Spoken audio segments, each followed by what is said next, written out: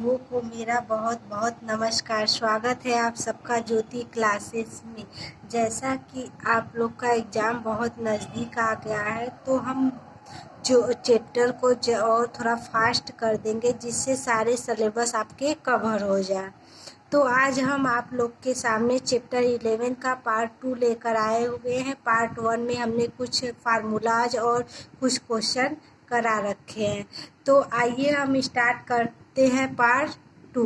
Part 2 में हम त्रिकोणमिति का अध्ययन कर रहे हैं। तो चलिए क्वेश्चन को करते हैं।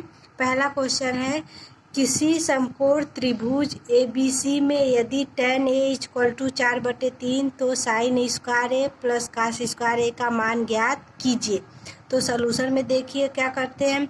दिया गया है आपका क्या है, sin A = 4/3 और sin A का वैल्यू क्या, tan A = 4/3 और tan A का मतलब क्या होता है, यानी हमने लाल बटे कक्का से बताया हुआ था लंब बटे आधार।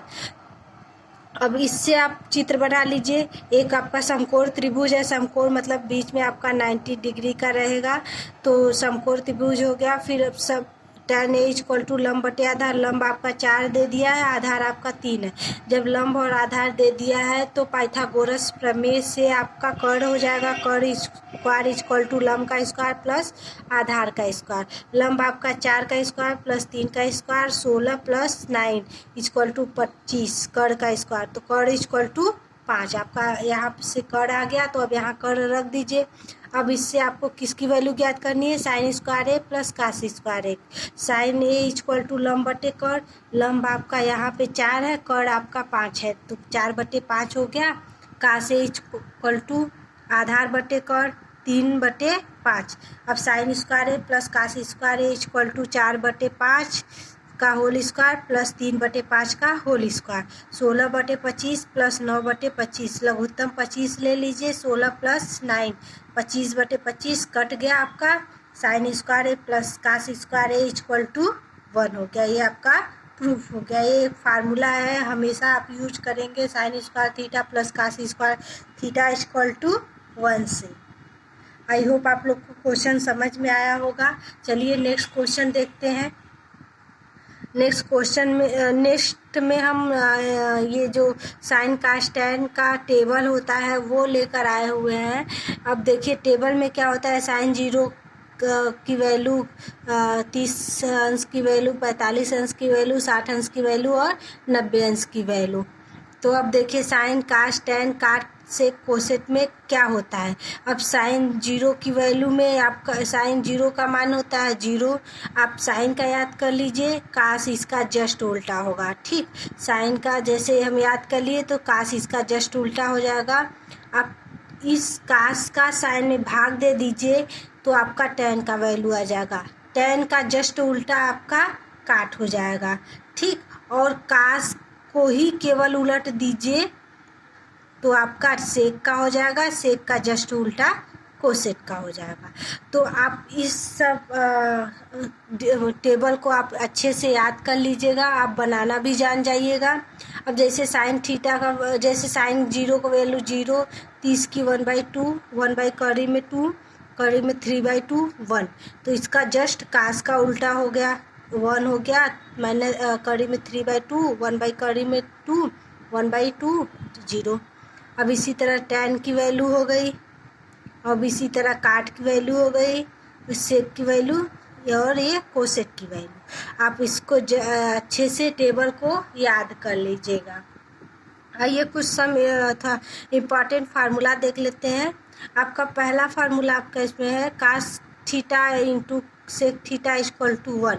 अब यहाँ से कास थीटा निकालेंगे तो 1/सेक थीटा हो जाएगा, और सेक थीटा निकालेंगे तो 1/कास थीटा हो जाएगा। अब दूसरा है sine theta into cosec theta = 1। यहाँ से साइन निकाल लेंगे, कोसेट निकाल लेंगे, और tan theta into cot theta = 1 होता है। अब sine square theta plus cos square theta = 1। अभी हम इसके पहले क्वेश्चन में इसको प्रूफ किए थे, और ये हमेशा यूज होने वाला फार्मूला है और ये इम्पॉर्टेंट भी है। आप लोग इसको अच्छे से याद रखिएगा। अगला है आपका 1 plus cot square theta equal to cosec square theta. ये भी एक फार्मूला ही है, ठीक है। आपके फार्मूला जितने बताए हैं सब इम्पॉर्टेंट फार्मूला है, आप लोग याद रखिएगा उस सब फार्मूला को, कहीं ना कहीं सारे फार्मूला यूज होते हैं। अब अगला है आपका टॉपिक, इसी में कुछ विशिष्ट कोणों में त्रिकोणमितीय अनुपात। अब जैसे 0 अंश में त्रिकोणमिति का क्या अनुपात है, 45 अंश में, 30 अंश में, 60 अंश में, 90 अंश में। तो हम यहाँ पे एक दो अंश मतलब कि एक दो कोण का बता दे रहे हैं, बाकी आप कुछ कोणों का खुद से सॉल्व कर लीजिएगा। तो आइए देखते हैं 0 अंश के त्रिकोणमिति का अनुपात। पहला आपका 0 अंश के त्रिकोणमिति का अनुपात।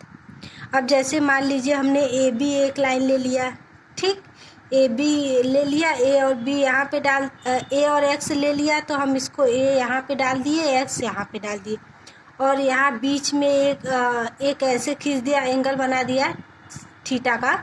तो यहाँ से हम एक एंगल बना दिए बी, जिसका नाम बी और एल रख दिए यहाँ पे, ठीक। तो यहाँ हम क्या देख रहे हैं कि जो थीटा है वो 0 अंश है, यहाँ पे थीटा की वैल्यू क्या है, 0 अंश है। तब बी और ए संपाती हो जाएंगे। जब यहाँ पे थीटा की वैल्यू 0 हो जाएगी तो बी और एल जो होंगे वो आपके संपाती हो जाएंगे, तब B L equal to 0।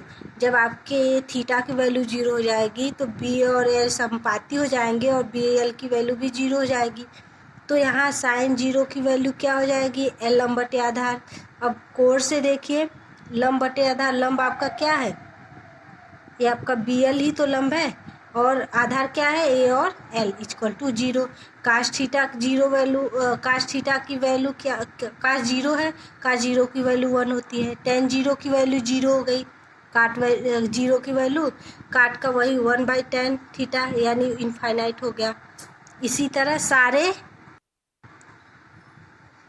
Value ज्ञात कर लेंगे, ठीक, समझ में आ गया होगा। अब देखिए 45 अंश का, 45 अंश के त्रिकोणमितीय अनुपात में जैसे आपका जो एंगल रहेगा वो आपका 45 अंश दिया रहेगा। तो मान लीजिए हमने एक एंगल बना लिया ए बी सी, जिसमें आपका ए एंगल जो है वो 45 अंश का दिया है, और यहाँ पे कोई एंगल नहीं दिया हुआ है। तो हम क्या करते हैं कि इसका आधार भी x मान लेते हैं, लंब भी x मान लेते हैं। जब लंब और आधार x मान लिए तो इसका कर्ण आसानी से निकल जाएगा पाइथागोरस प्रमेय से। देखिए लंब, इस पाइथागोरस प्रमेय से इसका लंब कर्ण का स्क्वायर इक्वल टू लंब का स्क्वायर प्लस आधार का स्क्वायर, एक्स का स्क्वायर प्लस एक्स का स्क्वायर, कर्ण का square equal to 2x square, कर्ण इक्वल टू 2x स्क्वायर, यानी कर्ण इक्वल टू एक्स कर्ण में 2। आपका कर्ण भी आ गया, एक्स कर्ण में 2, ठीक। अब इस जब आपका लंब आधार कर्ण आ गया तो आप त्रिकोणमितीय अनुपात ज्ञात कर सकते हैं साइन 45, क्योंकि आपको 45 अंश की त्रिकोणमितीय अनुपात ज्ञात करना है। तो साइन 45 का हो जाएगा, कास 45 का हो जाएगा, टेन 45 का, काट 45 का, सेक 45 और कोसेक 45, सारे वैल्यू आप ज्ञात कर लेंगे, यही आपका त्रिकोणमितीय अनुपात हो जाएगा। अब आपको 30 अंश, 60 अंश, 90 अंश का त्रिकोणमितीय अनुपात ज्ञात करके या निकाल करके आप लोगों को बताना है। ये आप लोगों का HW है, ठीक। एक्सरसाइज कर सकते हैं, होमवर्क कर सकते हैं, आप लोग इसको करिएगा। नहीं आएगा कमेंट करिएगा, हम फिर से बता देंगे। चलिए आइए देखते हैं एक क्वेश्चन। समकोण त्रिभुज ABC में कोण B 90 अंश तथा AB इक्वल टू 5 सेंटीमीटर और कोण C इक्वल टू 30 अंश। भुजाओं BC और AC की लंबाई ज्ञात कीजिए। इसमें देखिए आप पहले को जो दिया है उसी हिसाब से आप त्रिभुज या कोण बना लीजिए, समकोण त्रिभुज। अब देखिए जो आपका कोण दिया है उसमें B जो है 90 अंश का है, हमने यहाँ पे B जो है 90 अंश का ले लिया, और कोण C कितने अंश का दिया है, 30 अंश का दिया है, तो हमने कोण C को 30 अंश का कर दिया। और इसमें एक भुजा आपका दिया हुआ है A और B आपका यहाँ है तो ऊपर आपका A हो जाएगा, ए और बी आपका दिया है कितना, 5 सेंटीमीटर। ये आपका हो गया।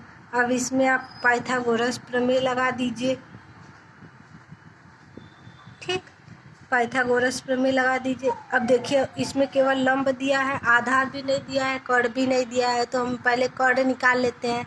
कर्ण कैसे निकालेंगे, समकोण त्रिभुज एबीसी में साइन 30 अंश का मान। अब देखिए 30 अंश है, साइन 30 अंश का मान क्या होता है, लंब बटे कर्ण। लंब आपका यहाँ पे दिया है, लंब कितना है, 5 है।